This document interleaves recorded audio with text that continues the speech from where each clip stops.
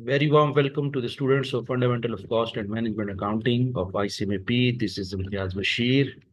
This session mainly of orientation as well as discussion of the basic topics. Let me begin. Introduction. At first, I must introduce myself. This is Imtiaz Bashir. My education qualification, I have done MPhil specializing in finance, Masters in Commerce specializing in accounting. Moreover, fellow member of ICMEP, associate member of PIPFA.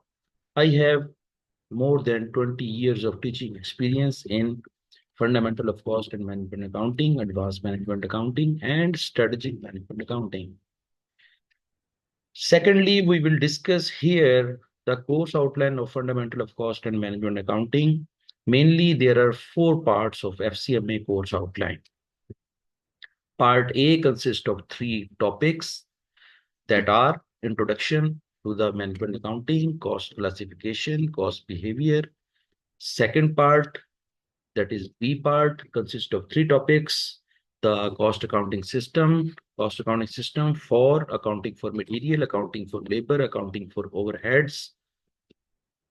Third part, cost accounting techniques and methods. There are 4 uh, topics: absorption and marginal costing, job batch and service costing, process costing, joint product and byproduct. And the last but not the least, this is standard costing, and standard costing consists of 2 topics. One is called standard costing, another is called variance analysis. We will discuss 100% syllabus here in this upcoming sessions. Now we must start the first topic, that is definitions. तो students, आज हम definition से start लेने जा रहे हैं। सबसे पहला जो लफ्ज है वो है कॉस्ट। कॉस्ट क्या होता है?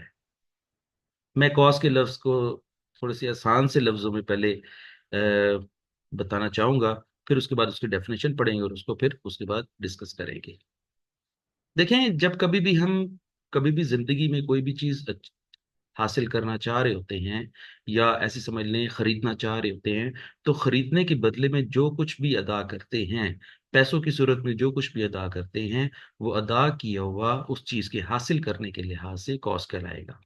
जैसे अगर मैं मार्केट जाता हूँ और मार्केट जाकर मुझे अगर चीनी खरीदनी है, तो चीनी खरीदने के बदले में मैं जो पैसे अदा करूंगा वो चीनी की कॉस्ट कहलाएगी। अगर मैं पेट्रोल खरीदने गया हूँ, पेट्रोल खरीदने के बदले में जो मैं पैसे अदा करूंगा वो पेट्रोल की कॉस्ट कहलाएगी। तो इसका मतलब ये हुआ कि कॉस्ट का मतलब ये होता है कि हम कोई भी चीज हासिल करते हैं, कोई भी चीज खरीदते हैं, या कोई भी चीज प्रोड्यूस करते हैं, कोई भी चीज बनाते हैं, बनाने के बदले में हमें जहां जहां पर पैसे खर्च करने पड़ते हैं, वो सारे के सारे पैसे खर्च करना कॉस्ट कहलाता है।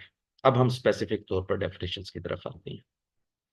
Cost, an amount that has to be paid or spent to buy or obtain something.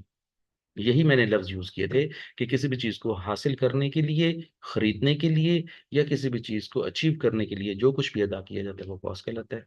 दूसरी डेफिनेशन भी पढ़ लेते हैं। An object or an action require the payment of a specified sum of money before it can be acquired or done. यहाँ पर भी वही बात कह रहा है कि अगर किसी चीज को हासिल करने के लिहाज से या किसी चीज को बनाने के लिहाज से हम जो कुछ भी अदा करते हैं, पैसों की सूरत में अदा करते हैं, उसको हम क्या कहते हैं? कॉस्ट कहते हैं। उसके एग्जांपल्स थोड़ी सी डिस्कस कर लेते हैं। Price paid for the purchase of raw material, wages paid for the labour, rent paid for the ware house.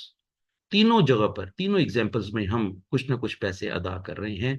पहले हम मटेरियल को हासिल करने के लिए पैसे अदा कर रहे हैं, फिर हमने एक लेबर हायर किया, लेबर से काम लिया, काम लेने के बाद उसकी जब हमने वेजेस अदा की तो वो भी कॉस्ट कहलाएगा। और अगर हमने एक वेयर हाउस किराए पर लिया, जो वेयर हाउस किराए पर लेने के बदले में जो हमने किराया अदा किया वो उसकी कॉस्ट कहलाएगी। Next, cost object. Cost object से मुराद क्या है? कॉस्ट ऑब्जेक्ट को अगर सिंपल वर्ड्स में अगर बताना चाहूं, तो किसी भी चीज की कॉस्ट को हम कॉस्ट ऑब्जेक्ट कहते हैं। अब चीज से क्या मुराद हुआ? चीज से मुराद ये भी हो सकता है कि हमने कोई चीज प्रोड्यूस की। मसलन हमने एक शर्ट प्रोड्यूस की, शर्ट को बनाया, शर्ट को बनाने के ऊपर हमें मटेरियल के तौर पर कपड़ा खरीदना पड़ेगा, लेबर के तौर पर टेलर को हायर करना पड़ेगा, और मुख्तलिफ किस्म के छोटे छोटे अखराजात करेंगे। उन अखराजात करके हम एक शर्ट बनाने में कामयाब हो जाएंगे। अब हमने जो शर्ट बनाने के ऊपर पैसे खर्च किए हैं, वो तीन किस्म के पैसे खर्च किए हैं, मटेरियल के, लेबर के और अदर एक्सपेंसेस के। ये सारे के सारे जो पैसे खर्च करेंगे, इसको हम क्या कहेंगे? उस चीज की कॉस्ट कहेंगे। और वो चीज क्या है हमारे पास इस वक्त? हमारे पास एग्जांपल के तौर पर शर्ट है, तो शर्ट की कॉस्ट को हम क्या कहेंगे? Cost object. नेक्स्ट डेफिनेशन है कॉस्ट यूनिट। अच्छा, यहाँ पर एक लफ्ज ये यूज कर रहा है कॉस्ट यूनिट। यहाँ पर मैं आपको आसानी से एक लफ्ज बताने की कोशिश करता हूँ कि कॉस्ट यूनिट से मुराद ये होता है कि किसी भी चीज को जब खरीदने जाते हैं मार्केट से, तो उसका कोई ना कोई स्केल होता है, उसकी कोई ना कोई मेजरमेंट होती है। तो उसकी जो मेजरमेंट होती है, जो स्केल होता है, वो स्केल या मेजरमेंट ही कॉस्ट यूनिट कहलाता है। जैसे फॉर एग्जाम्पल, अगर आप मार्केट से पेट्रोल खरीदने जाते हैं, तो पेट्रोल लीटर्स में मिलता है। अब लीटर्स को क्या कहेंगे? Cost unit. हम मार्केट से बनानास खरीदने जाते हैं, तो हमेशा बनानास का जो रेट हम पूछते हैं, या जो दुकानदार हमें बनानास का रेट बताता है, वो किस में बताता है? डजन में बताता है। तो फिर डजन क्या हुआ? स्केल हुआ। तो इसका मतलब ये हुआ कि जब कभी भी कोई भी चीज खरीदें, तो उसका जो स्केल होता है वो उसका कॉस्ट यूनिट कहलाता है। जैसे एक और एग्जांपल भी डिस्कस कर लेते हैं कि हमने अगर वीट खरीदा है, तो वीट केजीज में खरीदा जाएगा। और कुछ जगहों पर जो है ना, इसको मन में भी बेचा जाता है कि जी आज एक एक मन गन्नू का रेट क्या है जी? 4,000। तो 4,000 रुपए जो है वो किस चीज की अदा करेंगे? एक मन की अदा करेंगे। अगर मैं कहूं कि 300 रुपये पेट्रोल की अदा कर रहे हैं, तो किस चीज के लिए अदा करेंगे? हम उसके लीटर के पैसे अदा करेंगे। हम अगर 200 रुपये डजन जो है वो केले खरीदते हैं, तो हमने वो 200 रुपये किस हिसाब से अदा किए, उस हिसाब को हम क्या कहेंगे? स्केल कहेंगे। और उस हिसाब को क्या कहेंगे? Cost unit. ठीक हो गया। नेक्स्ट हमारी डेफिनेशन है कॉस्ट सेंटर। कॉस्ट सेंटर भी बड़ा इंटरेस्टिंग टॉपिक है। कॉस्ट सेंटर से मुराद ये है कि हर वो सेंटर जो पैसे खर्च करवाता है, उसको कॉस्ट सेंटर कहते हैं। जैसे अगर मैं कहूँ आपको कि हमारी फैक्ट्री के अंदर जो है ना, वो 5 डिपार्टमेंट है, और हर डिपार्टमेंट से गुजर के चीज प्रोड्यूस होती है।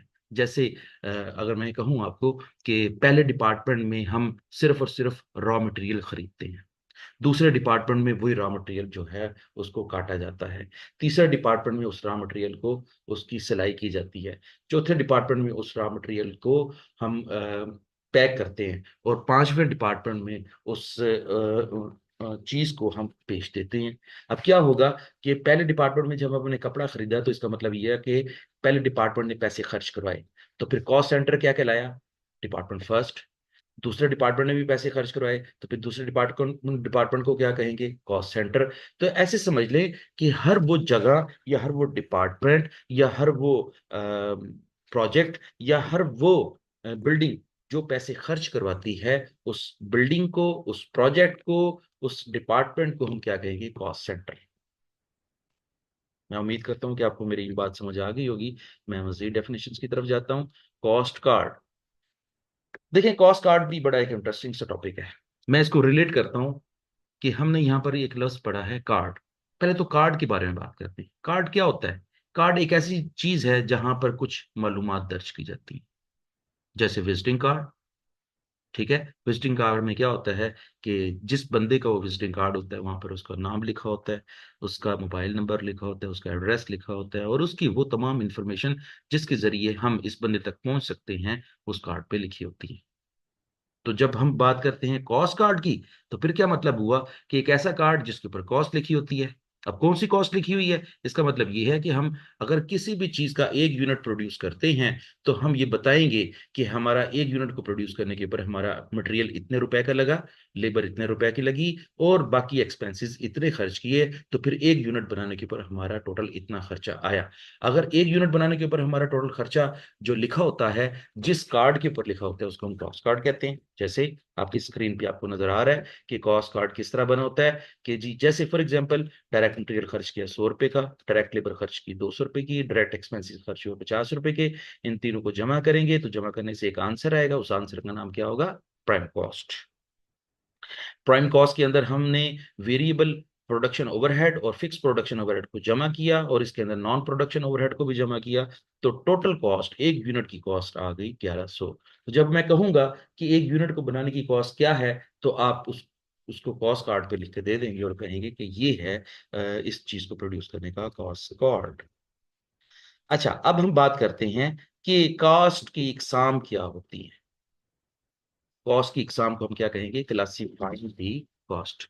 अच्छा, कॉस्ट को क्लासिफाई करने के लिहाज से चार तरीके हैं जिसके जरिए हम उसको क्लासिफाई कर सकते हैं, मींस कि उसकी कि इकसाम बता सकते हैं। मैं उन चारों के नाम पहले लेता हूं, फिर उसके बाद उनको एक एक करके डिस्कस करूंगा। सबसे पहले जब हम कॉस्ट को क्लासिफाई करते हैं, तो कॉस्ट को क्लासिफाई करने के लिहाज से सबसे पहली जो रीजन होती है वो होती है एलिमेंट। अब एलिमेंट क्या है, उसको कहेंगे कॉस्ट के एलिमेंट्स।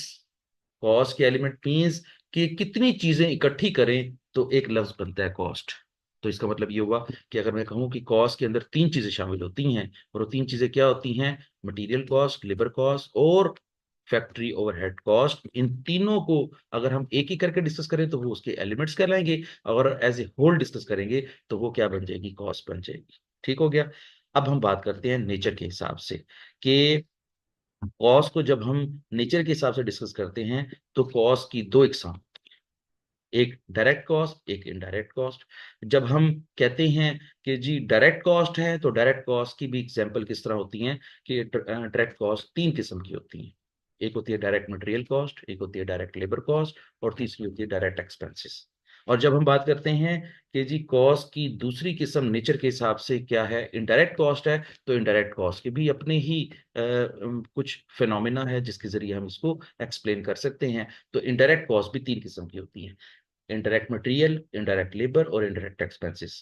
तो इसका मतलब ये हुआ कि कॉस्ट को अगर हम कैटेगराइज करते हैं, क्लासिफाई करते हैं, तो कॉस्ट दो किस्म की होती है, एक होती है डायरेक्ट कॉस्ट, एक होती है इनडायरेक्ट कॉस्ट। अब हम बात करते हैं फंक्शन के हिसाब से कि कॉस्ट को हम जब फंक्शन के हिसाब से क्लासिफाई करते हैं, तो फिर कहते हैं कि फंक्शन के हिसाब से ये दो किस्म की कॉस्ट होती है, एक प्रोडक्शन कॉस्ट, एक नॉन प्रोडक्शन कॉस्ट। जब ये कहेंगे कि जी आपने मुझे बताना है कि जी कॉस्ट की इकसाम बताएं फंक्शन के हिसाब से कि वो किस तरह फंक्शन करती हैं, तो आप कहेंगे कि एक एक प्रोडक्शन कॉस्ट होगी और एक नॉन प्रोडक्शन कॉस्ट होगी। अब हम इसको थोड़ा सा एक्सप्लेन करते हैं। प्रोडक्शन कॉस्ट से मुराद ये होता है कि हर वो कॉस्ट जो कि चीज को प्रोड्यूस करने के ऊपर खर्च की गई है, उसी को हम प्रोडक्शन कॉस्ट कहेंगे। अब उसके उलट दूसरा लफ्ज क्या है, non production cost. Non production cost का मतलब ये है कि जब हम किसी भी चीज को प्रोड्यूस कर लिया है, अब उसको बेचने के लिए हमने कुछ एक्टिविटीज परफॉर्म करनी है, तो जो एक्टिविटीज हमने परफॉर्म करनी है प्रोडक्शन करने के बाद, उसके ऊपर जो पैसे खर्च होंगे उसको हम नॉन प्रोडक्शन कॉस्ट कहेंगे। अच्छा, ऑन दी अदर हैंड अगर हम ये कहें कि नॉन प्रोडक्शन कॉस्ट का दूसरा नाम बताएं, तो वो दूसरा नाम क्या होगा, selling expenses, distribution expenses, finance expenses, admin expenses. तो इसका मतलब ये हुआ कि अगर मैं नॉन प्रोडक्शन एक्सपेंसेस की एग्जांपल बताना चाहूँ, तो ये चार एग्जांपल हो सकती हैं। मैं दोबारा रिपीट करता हूँ, पहली है आपकी सेलिंग एक्सपेंसेस, दूसरी है एडमिन एक्सपेंसेस, तीसरी है डिस्ट्रीब्यूशन एक्सपेंसेस, और चौथी है आपकी फाइनेंस एक्सपेंसेस। ये सारे के सारे जो है वो आपके नॉन प्रोडक्शन कॉस्ट कहलाएगा या सेलिंग एक्सपेंसेस कहलाएंगे। अच्छा, अब हम बात करते हैं कि कॉस्ट को अगर कैटेगराइज करना है या इसकी इकसाम बतानी है बिहेवियर के हिसाब से, तो बिहेवियर के हिसाब से कॉस्ट की तीन इकसाम है। सबसे पहली किस्म का नाम क्या है, वेरिएबल कॉस्ट। दूसरी किस्म का नाम क्या है, फिक्स्ड कॉस्ट। और तीसरी किस्म का नाम है सेमी वेरिएबल कॉस्ट। अब हम इसको एक एक करके डिस्कस करते हैं। बिहेवियर से क्या मुराद है, बिहेवियर का मतलब होता है कि एक एक्टिविटी जब हो रही होती है, तो उस एक्टिविटी के बदले में उसका रिएक्शन क्या होता है। मसलन मैं ये कहता हूं कि जी अगर हम कोई भी पैसे खर्च करते हैं, अगर उस वो इसलिए पैसे खर्च करते हैं कि जितने ज्यादा यूनिट प्रोड्यूस करेंगे उतनी ज्यादा कॉस्ट अदा करनी पड़ेगी। इसका मतलब क्या हुआ कि लेवल ऑफ एक्टिविटी बढ़ रही है तो कॉस्ट भी बढ़ रही है। जब कॉस्ट बढ़ रही है और एक्टिविटी बढ़ रही है, तो इसका जो प्रोपोर्शन है, जो इसका रिलेशनशिप है, वो क्या है, डायरेक्ट है। डायरेक्ट मीन्स कि इसका रिलेशनशिप पॉजिटिव है। अगर पॉजिटिव रिलेशनशिप है तो वो क्या होगा, अगर इधर से क्वांटिटी ऑफ प्रोडक्शन बढ़ेगी तो उधर से कॉस्ट भी बढ़ेगी। मसलन मैं उसकी मिसाल देता हूँ, अगर एक शर्ट सीने के लिए 1 मीटर कपड़ा चाहिए है, तो 2 शर्टें सीने के लिए कितना टोटल कपड़ा चाहिए होगा, 2 मीटर। तीन शर्टें सीने के लिए कितना कपड़ा चाहिए होगा, 3 मीटर। और अगर मैं ये कहूँ आपको कि जब कभी भी एक शर्ट बनानी होती है तो एक शर्ट के ऊपर कपड़े की जो कॉस्ट आती है वो 100 रुपये आती है। 2 शर्टों के लिए कितनी कॉस्ट आएगी, जाहिर है 200 रुपये। जितनी शर्टें बढ़ाते जाएंगे आपकी कॉस्ट भी बढ़ती जाएगी। तो इसका मतलब ये हुआ कि वेरिएबल कॉस्ट का मतलब ये होता है वेरी करना।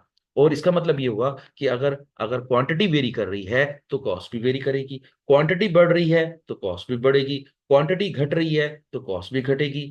अगर मैं ये कहूं आपको कि रिलेशनशिप क्वांटिटी का और कॉस्ट का है, तो फिर क्या होगा, वो पॉजिटिव रिलेशनशिप होगा।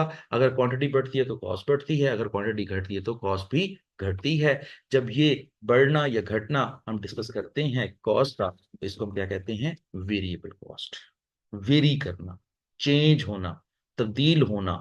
क्वांटिटी बढ़ रही है, कॉस्ट भी बढ़ेगी। मैंने एग्जांपल दे दी है, एक और एग्जांपल दे देता हूं आपको, कि अगर मैं 1 लीटर पेट्रोल खरीदता हूं तो 300 रुपये अदा करता हूं।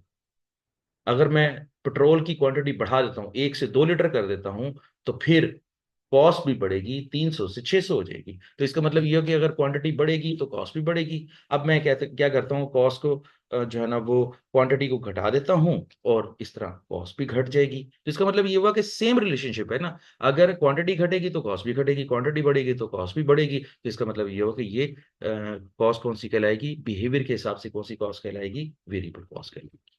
मुझे उम्मीद है कि आपको ये बात समझ आ गई होगी। अब मैं बात करता हूँ फिक्स कॉस्ट की। अच्छा, फिक्स कॉस्ट का जो लफ्ज है अपने नाम से ही जाहिर है, फिक्स हो जाना। फिक्स से मजीद इसको एक्सप्लेन करता हूं।